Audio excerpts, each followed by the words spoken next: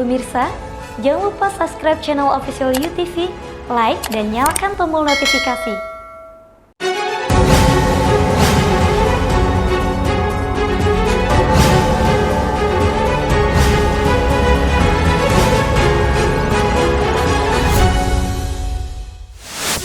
Komisi Pemberantasan Korupsi menetapkan Bupati Penajam Pasir Utara Abdul Ghaffur Mas'ud sebagai tersangka kasus dugaan suap dan gratifikasi pengadaan barang dan jasa. Ribuan buruh dari berbagai serikat buruh menggelar aksi demo di depan gedung DPR RI Jumat siang. Satuan Reserse Kriminal Polresta Barelang mengamankan 14 tersangka kasus perjudian berkedok gelanggang permainan elektronik atau gelper di Batam, Kepulauan Riau. Tersangka terdiri dari 8 orang pria dan 6 orang wanita. Halo pemirsa, kita berjumpa dalam program U-News. Program ini memberikan informasi bermakna kepada Anda mengenai sejumlah peristiwa menarik di tanah air. Bersama saya, Fahrian Bahri, dan inilah U-News lengkapnya. Komisi Pemberantasan Korupsi atau KPK menetapkan Bupati Penajam Pasir Utara, Kalimantan Timur Abdul Ghaffur Mas'ud sebagai tersangka kasus dugaan suap dan gratifikasi pengadaan barang dan jasa.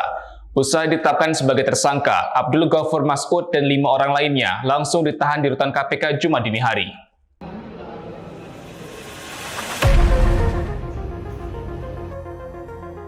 Bupati Penajam Pasir Utara, Kalimantan Timur Abdul Ghaffur Mas'ud serta 5 orang lainnya ditetapkan sebagai tersangka kasus dugaan suap dan gratifikasi pengadaan barang dan jasa serta perizinan proyek dengan nilai kontrak 112 miliar rupiah. Selain Abdul Ghaffur, KPK juga menetapkan 5 tersangka yakni Bendahara Umum DPC Demokrat Balikpapan Nur Afifah Balkis, PLT Sekda Penajam Pasir Utara Mulyadi, Kepala Dinas Pekerjaan Umum dan Tata Ruang Penajam Pasir Utara Edi Hasmoro, Kabid Dinas Pendidikan Pemuda dan Olahraga Penajam Pasir Utara Jusman, dan Ahmad Zuhdi dari pihak swasta. Abdul Ghaffur serta 5 tersangka lainnya langsung ditahan di rutan KPK Gedung Merah Putih Jumat dini hari. Saat dicecar awak media, Abdul Ghaffur Mas'ud yang bergegas masuk ke dalam mobil tahanan sempat menyampaikan minta maaf dan mendoakan masyarakat tetap semangat. Kita aja. Sebentar Pak. Sampaikan aja apa yang bisa Anda sampaikan untuk masyarakat di TPU. Semoga masyarakat TPU tetap semangat dan selalu dalam keberkahan Allah. Oh gitu ya. Ada permintaan maaf nggak Pak? Ini ada bantuan dari partai nggak Pak untuk pendampingan atau masih Pak? Saya pakai pendampingan pribadi. Pribadi. Bunur. Abdul Ghaffur bersama 5 tersangka lainnya ditahan selama 20 hari pertama, terhitung mulai 13 Januari hingga 1 Februari mendatang. Sebelumnya, Abdul Ghaffur Mas'ud terjaring operasi tangkap tangan KPK di salah satu mal di kawasan Senayan, Jakarta pada Rabu malam. Selain Abdul Ghaffur, ada 10 orang lainnya yang terjaring OTT KPK. Dari Jakarta, Denny Hardimansyah, UTV mengabarkan. Pemerintah akan membangun mercusuar di Pulau Karang Singa, Bintan, Provinsi Kepulauan Riau.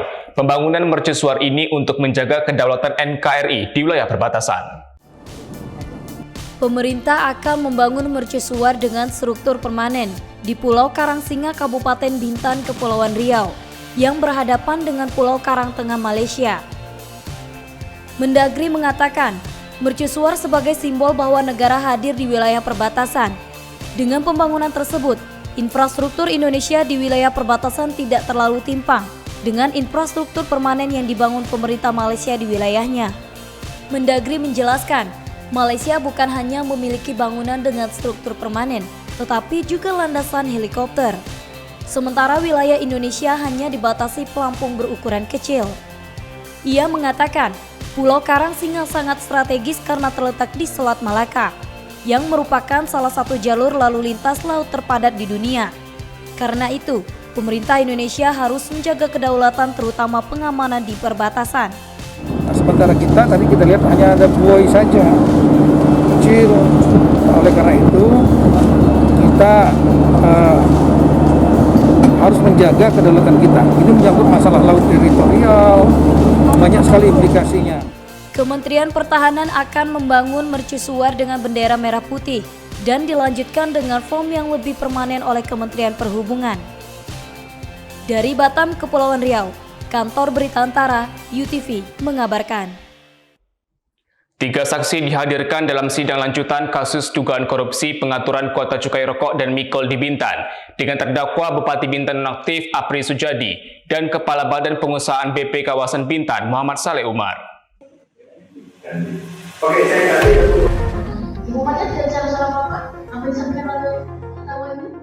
Pengadilan Tindak Pidana Korupsi pada Pengadilan Negeri Tanjung Pinang kembali melanjutkan sidang kasus dugaan korupsi pengaturan kuota cukai rokok dan mikol di Bintan periode tahun 2016 sampai 2018, Kamis 13 Januari. 2 terdakwa kasus ini Bupati Bintan nonaktif Apri Sujadi dan Kepala Badan Pengusahaan BP Kawasan Bintan Muhammad Saleh Umar mengikuti sidang secara virtual dari gedung KPK di Jakarta. Sidang beragendakan pemeriksaan saksi ini. Jaksa Penuntut Umum JPU KPK menghadirkan 3 orang saksi dari BP Kawasan Bintan, yakni anggota BP Kawasan Bintan Yurio Skandar dan Lestauli, serta seorang staf BP Kawasan Bintan Alveni Harmi. Para saksi diperiksa secara terpisah. Ketiga saksi dimintai keterangan terkait pengaturan kuota pengadaan barang kena cukai dalam pengelolaan kawasan perdagangan bebas dan Pelabuhan Bebas Bintan wilayah Kabupaten Bintan tahun 2016 sampai 2018. Pada malam itu saya terima anggaran langsung sejumlah 21.000 karton yang saya catat sendiri atas penyampaian dari resmi. Misalnya Bismillah perusahaan ini 2.000 saya catat, perusahaan ini 3.000 saya catat. Nah, total malam itu yang saya dapatkan 21.000 karton. Nah, 21.000 karton ternyata dia tidak cukup, minta lagi naik. Minta naik lagi, tidak cukup dengan 21.000 karton. Yang minta naik lagi siapa?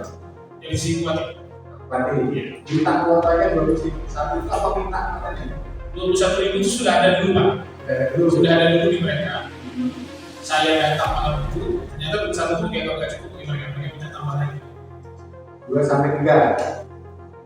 2 sampai 3.000 lagi maksudnya. Penambahan kuotanya. Iya.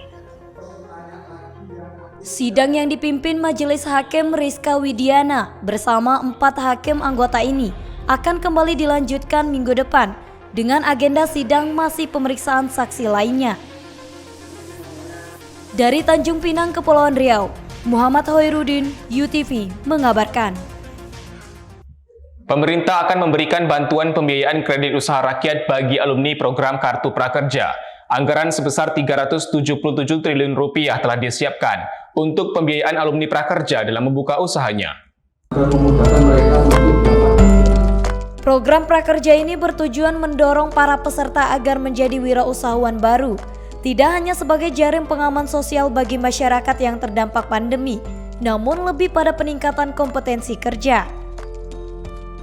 Untuk itu pemerintah menyiapkan anggaran sekitar Rp370 triliun di tahun 2022 untuk bantuan pembiayaan kredit usaha rakyat atau KUR bagi alumni program Kartu Prakerja. Bantuan pembiayaan KUR bagi alumni program Kartu Prakerja akan diberikan ketika para alumni program ini sudah mulai membuka usahanya. Di mana untuk memulai usaha mikro disediakan pembiayaan antara 10 hingga 100 juta rupiah tanpa jaminan. Dan dalam 6 bulan pertama, Bapak Presiden sudah setuju diberikan 3%. Yang berikut yang kecil itu antara 100 sampai 500 juta. Nah, ini yang terus kami dorong dan anggaran yang disiapkan di tahun ini mendekati 370 triliun. Jadi meningkat dari tahun kemarin yang 290 triliun. Airlangga mendorong alumni program Kartu Prakerja berani mencari modal untuk pengembangan usahanya. Dari Surabaya, Jawa Timur, Kantor Berita Antara, UTV, mengabarkan. Satuan Reserse Kriminal Polresta Barelang meringkus 14 pelaku perjudian gelanggang permainan elektronik atau GELPER di Batam, Kepulauan Riau pada Senin 10 Januari lalu. Para tersangka yang terdiri dari 8 orang pria dan 6 orang wanita ini mengaku lokasi perjudian tersebut baru dibuka sepekan terakhir.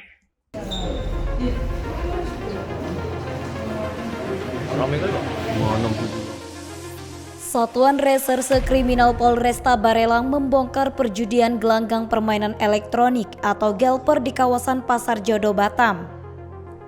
Petugas mengamankan 14 tersangka, terdiri dari operator mesin ketangkasan, karyawan, pemain hingga bandar. Para tersangka mengaku perjudian ini baru beroperasi 1 pekan. Petugas juga menyita puluhan mesin judi, catatan keuangan, sejumlah telepon seluler dan uang tunai yang diduga hasil perjudian. Kapolresta Barelang Kombes Pol Nugroho Tri Nuryanto mengatakan, perjudian gelanggang permainan ini telah meraup keuntungan puluhan juta rupiah dalam 1 pekan. Modusnya, para tersangka melakukan perjudian menggunakan mesin ketangkasan yang berada di dalam gedung. Itu perannya sebagai pemain maupun sebagai pemilik atau bandar. Sudah berapa lama mereka beroperasi, Pak? Mereka beroperasi baru ya. Informasi mereka kita dari hasil penyidikan kurang lebih 1 minggu mereka. Atas perbuatannya, para tersangka akan dijerat dengan pasal 303 KUHP tentang perjudian dengan ancaman pidana maksimal 7 tahun penjara.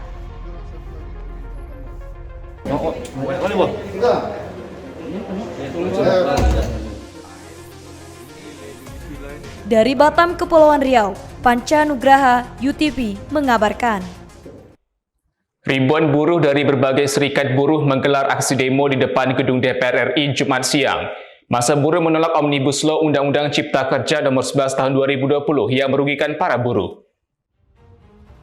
Ribuan buruh dari Konfederasi Serikat Pekerja Indonesia atau KSPI dan Konfederasi Persatuan Buruh Indonesia atau KPBI serta berbagai serikat buruh lainnya menggelar aksi demo di depan gedung DPR RI Jumat siang. Aksi demo ribuan buruh ini berlangsung sejak pukul 10 tadi. Dalam aksinya, massa buruh menolak Omnibus Law Undang-Undang Cipta Kerja serta meminta pemerintah mengesahkan rancangan Undang-Undang Perlindungan Pekerja Rumah Tangga atau RUU PPRT dan meminta gubernur merevisi surat keputusan terkait upah minimum tahun 2022. Massa buruh memenuhi badan jalan di depan gedung DPR mengakibatkan kondisi lalu lintas alami kemacetan panjang. Petugas juga mengatur arus kendaraan guna mengurai kemacetan. Dari Jakarta, Kantor Berita Antara, UTV mengabarkan. Baju seragam personil Satpam direncanakan akan kembali diubah. Pergantian warna yang lebih muda pada baju seragam Satpam masih dalam proses pengkajian. Saat ini, seragam personal Satpam dinilai masyarakat sama dengan milik dari institusi kepolisian menggunakan warna coklat dan memiliki tanda kepangkatan. Polri menilai bahwa Satpam merupakan profesi yang mengemban fungsi kepolisian terbatas, sehingga diperlukan identitas tersendiri yang berbeda dengan institusi Polri yang membinanya. Kepala Biro Penerangan Masyarakat Divisi Humas Polri, Brigadir Jenderal Ahmad Ramadan, dalam konferensi pers di Gedung Divisi Humas Polri, Jakarta, Kamis 13 Januari mengatakan bahwa seragam baru Satpam sekarang ini dinilai membuat bingung masyarakat. Maka pergantian warna yang lebih muda pada baju seragam masih dalam proses pengkajian dan nantinya akan diperkenalkan pada hari ulang tahun Satpam pada 31 Januari 2022. Oke. Jadi yang pertama, tidak ada kaitan yang disampaikan dengan perilaku Satpam. Tetapi seperti yang saya sampaikan tadi, untuk mengakomodir keinginan masyarakat dan agar masyarakat tidak bingung, ya. Namun sebagai pembina, perubahan itu tidak begitu mencolok, ya. Hanya perubahan pakaian seragam atas, ya, atau baju, ya. Jadi bajunya lebih muda. Menurut Karopenmas, jika perubahan baju seragam tersebut nantinya akan efektif pada saat setahun setelah terbitnya peraturan polisi yang mengatur baju seragam Satpam. Dari Jakarta, Kantor Berita Antara, UTV mengabarkan. Saudara Satuan Reserse Kriminal Polresta Barelang meringkus 3 orang sindikat penampung pekerja migran Indonesia atau PMI ilegal. 11 calon PMI yang sempat menghuni diinapkan di penampungan tersebut. Rencananya diberangkatkan ke Malaysia melalui jalur laut. Satuan Reserse Kriminal Polresta Barelang mengamankan 3 tersangka perekrut PMI ilegal ke Malaysia. Mereka adalah Sutoyo warga Bengkong, Marsianti warga Purbalingga Jawa Tengah, dan Handoyo warga Purwokerto Jawa Tengah. Mereka sebagai perekrut dan penampung, serta memfasilitasi keberangkatan calon PMI ilegal ke Malaysia melalui Pelabuhan Feri Internasional Batam Center. Demi melancarkan aksinya, ketiga sindikat ini menjanjikan kepada calon PMI upah sebesar 4,5 juta rupiah. Dari penangkapan ini, petugas juga mendapati 11 orang calon PMI yang akan dikirim ke Malaysia serta menyita puluhan paspor, puluhan tiket pesawat tujuan Jakarta-Batam, tiket kapal feri tujuan Malaysia, dan sejumlah uang tunai. Mereka mengambil keuntungan antara 2 sampai 3 juta. Jadi nanti akan diambil dari gaji setelah mereka bekerja di Malaysia, dipotong di sini. Jadi kalau seandainya ada 11 orang ya, 11 korban, berarti tinggal ngalikan aja 11 kali 3 berarti 33 juta. Keuntungan daripada pekerja migran. Ketiga tersangka dijerat Undang-Undang Perlindungan Pekerja Migran Indonesia serta tindak pidana perdagangan orang dengan ancaman pidana maksimal 10 tahun penjara serta denda 15 miliar rupiah. Dari Batam, Kepulauan Riau, Panca Nugraha, UTP mengabarkan. Saudara Menteri Dalam Negeri Tito Karnavian secara resmi meluncurkan program vaksinasi booster atau suntikan vaksin COVID-19 tahap ketiga secara serentak di Kepulauan Riau Kamis 13 Januari 2022.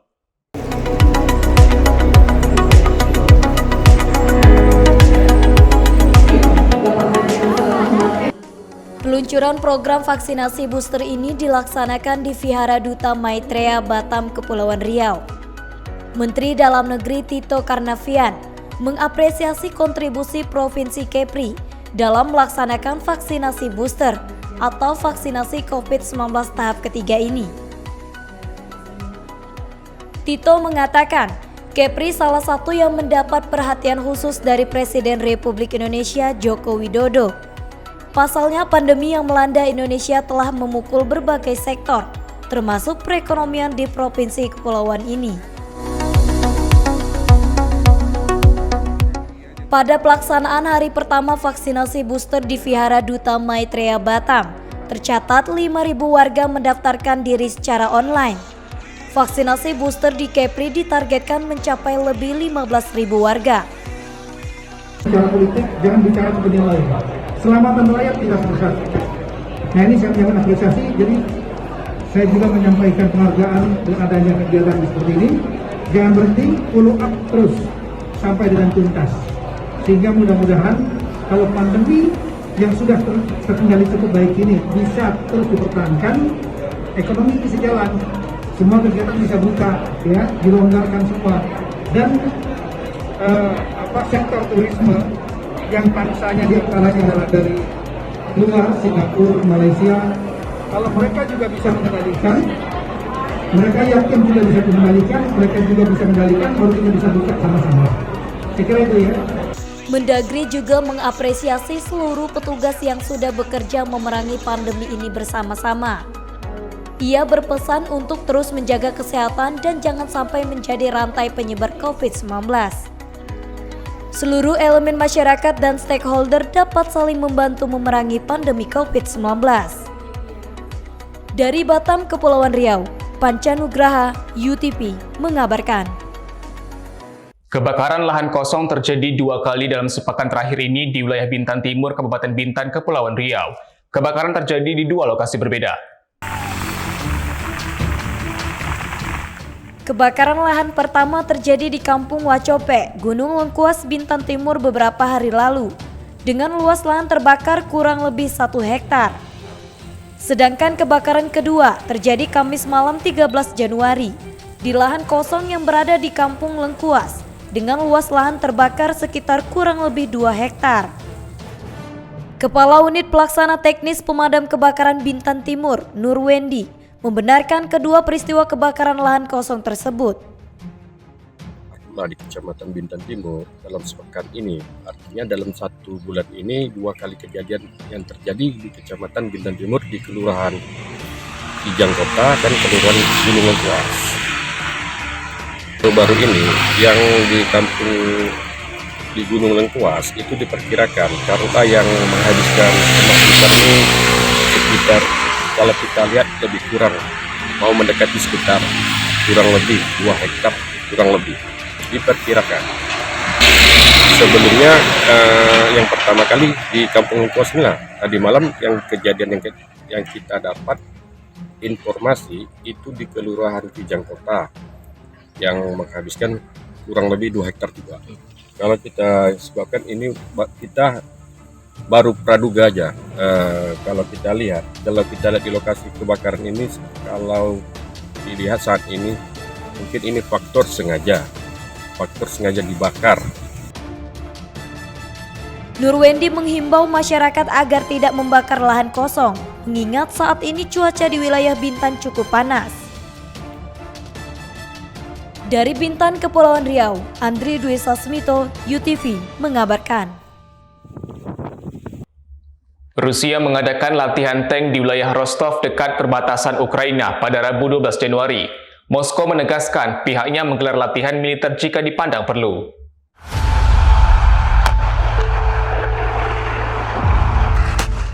Rusia mengadakan latihan tank di wilayah Rostov dekat perbatasan Ukraina pada Rabu 12 Januari.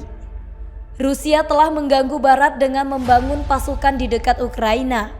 Ia menuntut agar Washington berjanji untuk tidak pernah memberikan Ukraina bergabung dengan NATO atau memperluas aliansi militer ke arah timur, sebuah ketentuan yang ditolak oleh Amerika Serikat. Washington telah mendesak Moskow untuk menarik penumpukan sekitar 100.000 tentaranya di dekat perbatasan Ukraina. Karena hal itu memicu kekhawatiran tentang kemungkinan invasi baru 8 tahun setelah Rusia merebut Crimea dari Ukraina. Akan tetapi, Moskow menegaskan pihaknya menggelar latihan militer jika dipandang perlu. Dari Rusia, Kantor Berita Antara, UTV mengabarkan. Terima kasih telah menyaksikan informasi yang kami sajikan. Tetap saksikan Yunus selanjutnya. Salam sehat, sampai jumpa.